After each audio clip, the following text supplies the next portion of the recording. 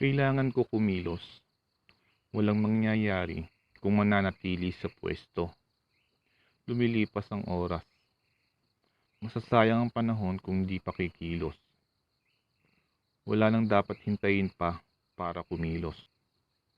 Simulan na agad upang pag-unlad ay mag-umpisa na. Minamaliit na tayo ng maraming tao. Nawawalan ng respeto sa atin ng maraming tao. Dahil wala tayong kayang ipagmalaking yaman.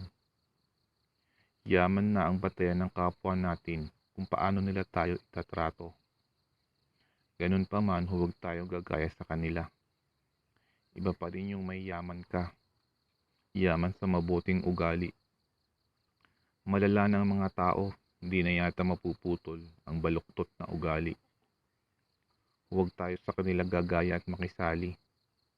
Manatili tayo mapagpakumbaba, ano man ang marating sa buhay, maging matulungin sa kapwa at huwag magkait ng tulong sa mga nangangailangan.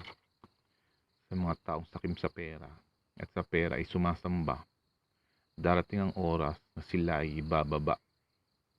Lahat ng nagtatanim ng di maganda sa kapwa, sila rin ang mag-aani ng kanilang gawa.